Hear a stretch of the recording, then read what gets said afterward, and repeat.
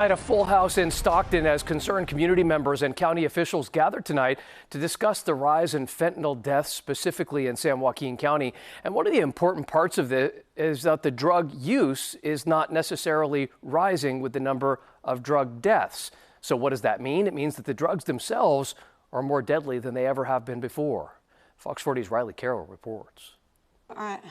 Monday night's fentanyl town hall in Stockton hit full capacity. By the end of our time tonight, we should be at the next step, that of taking action, and how we can help people from dying from fentanyl poisoning and exposure through the use of Narcan. The focus of the night was education and prevention, especially for young people. Fentanyl-related overdose deaths among teens ages 15 to 19 have risen in our county. Last year, 91 people in San Joaquin County died from a fentanyl-related overdose. 45 of these lives lost were among young people between the ages of 15 to 34. Part of the seminar, sharing stories from those who have lost someone to fentanyl poisoning.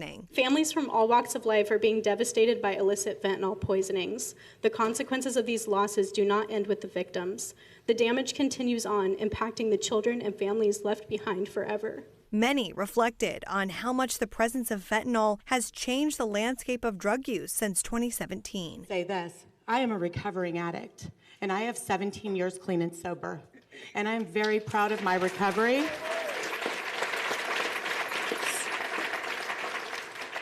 But I also was not recovering during the age of fentanyl because I would have been on a poster, because I wasn't the kind of addict that did it once.